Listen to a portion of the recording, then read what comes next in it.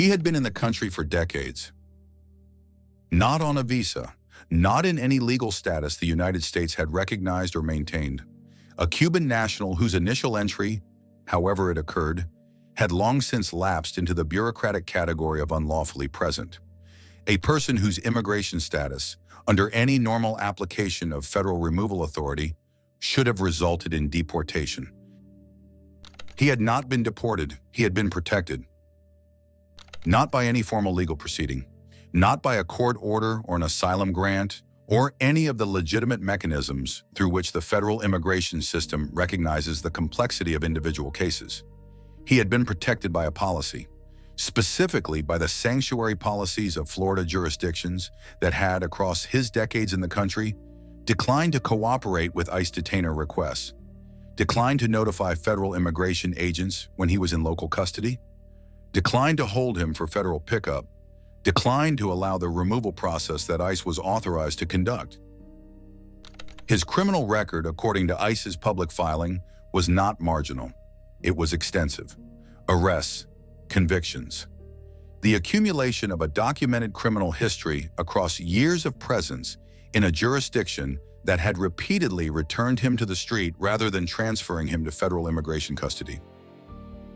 He was arrested in Florida in April 2026 by ICE, not after new criminal conduct brought him to law enforcement attention, though that is how ICE found him. He was in county jail on a new charge when ICE's criminal alien identification process flagged his record and his status. This is the story of what the ICE filing describes as a decade plus of sanctuary protection for an individual with a documented criminal history, and of the specific mechanism by which that protection ends when a federal agency makes direct contact with a state custody facility. The individual's name has not been released in available public filings. ICE's announcement identified him by description: Cuban national, unlawfully present, extensive criminal history, without publishing a name. The specific charges he was most recently arrested on by local Florida law enforcement are described in the ICE filing as criminal, without further specification in available public records. What's your read when an individual with an extensive criminal record has been protected from federal immigration enforcement for decades by local sanctuary policies? Does the responsibility for his continued presence lie with the individual, with the local jurisdictions, with the federal government for not overriding local policies, or with the sanctuary policy framework itself? Type A for local jurisdictions. Type B for the federal government. Drop it in the comments. The ICE enforcement action in April 2026 used the mechanism that circumvents local sanctuary policies: direct physical custody.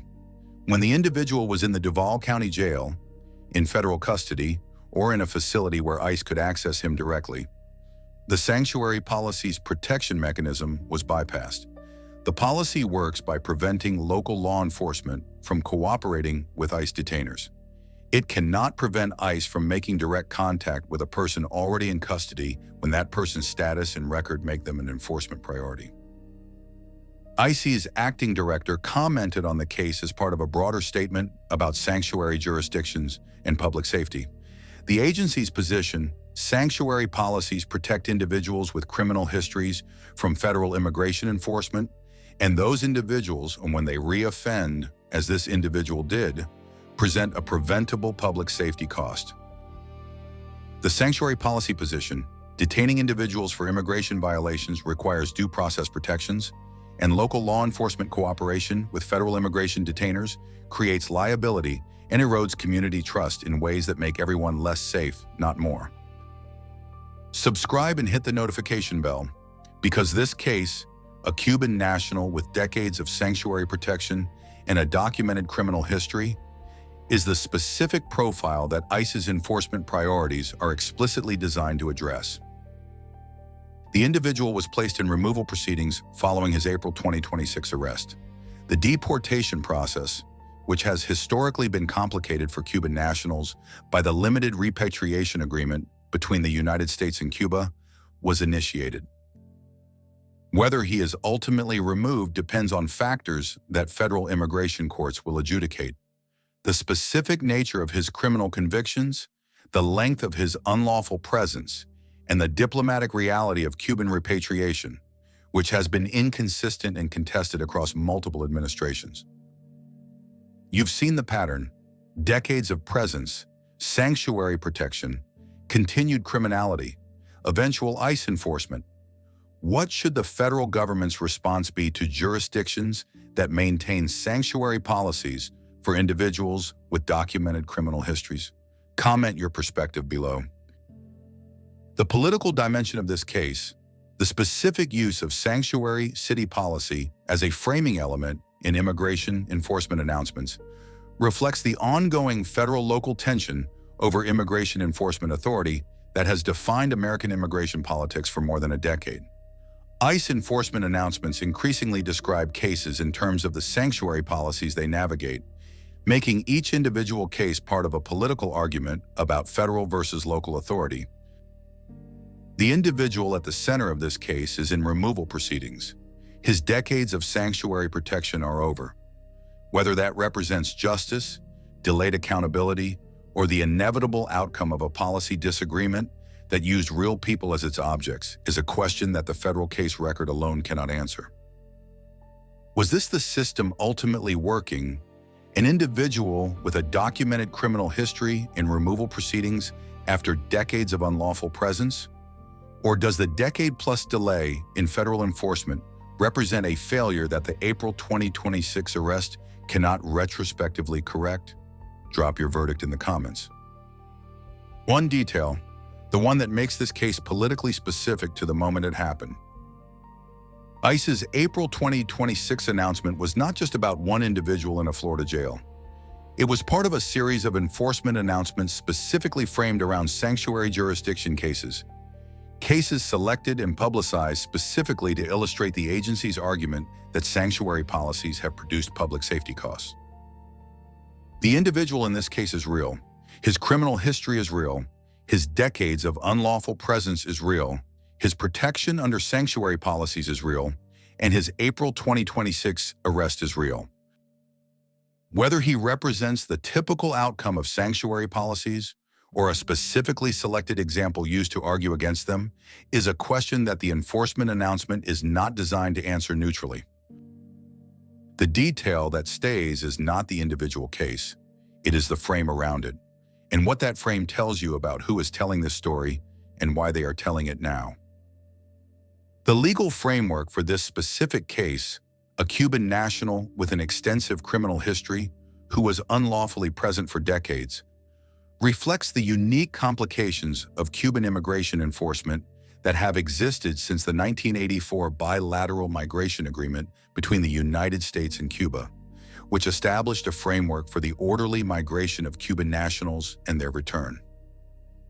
Cuba's history of refusing to accept the return of certain categories of nationals, including individuals with criminal convictions, has created a specific enforcement gap.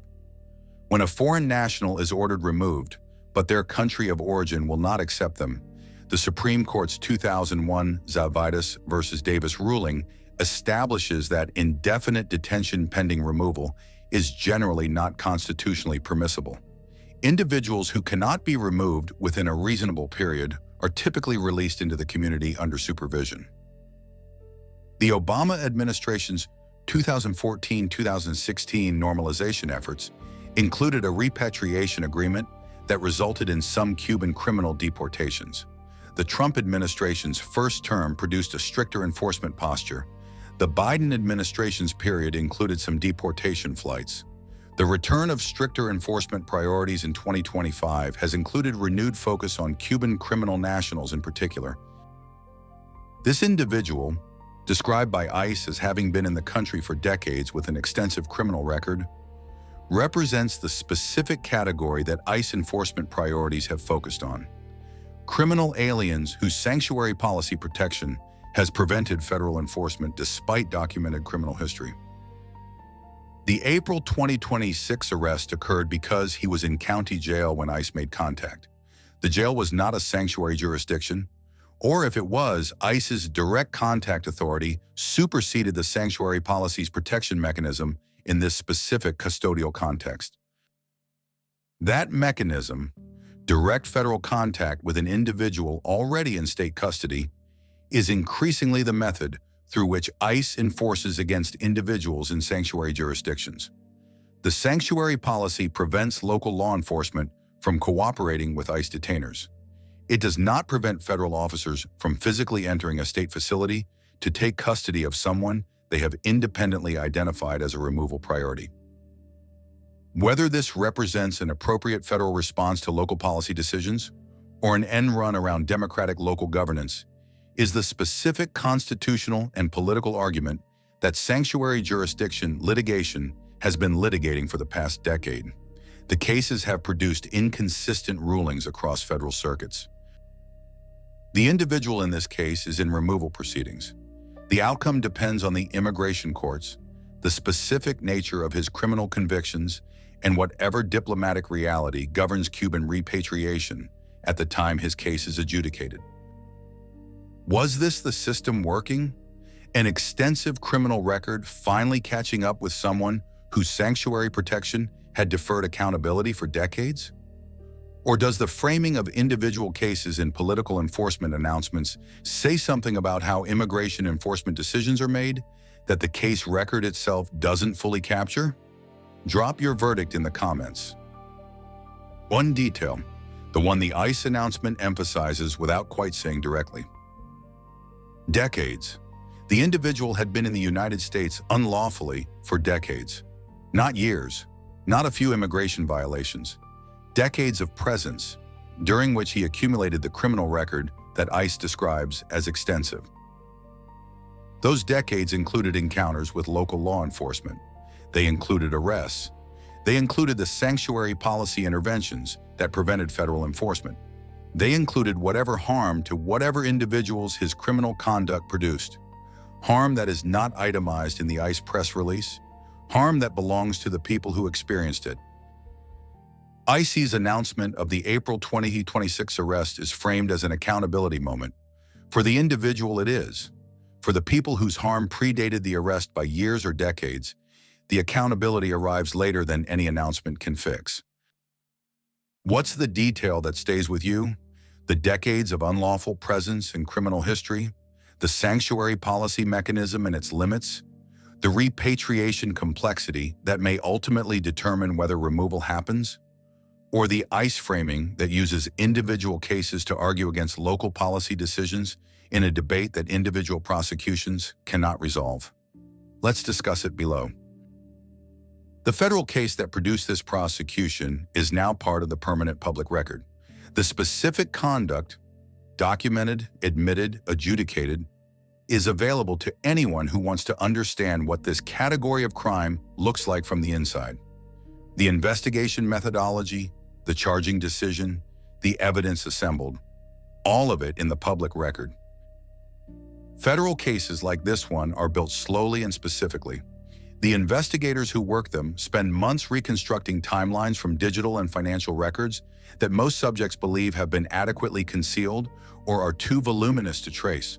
They are wrong about both assumptions. The records persist. The volume doesn't defeat trained forensic analysts. And the specific legal framework that governs each category of conduct, the federal statutes, the sentencing guidelines, the jurisdictional authority, is designed to reach conduct that might seem, from the outside, to exist in a gap where accountability doesn't apply. It applies. Every case in the public record says so.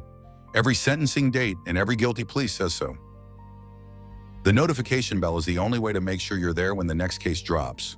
Subscribe and stay in the loop, because this investigation is one of many that the Bureau runs simultaneously, and what we find next may be even closer to home.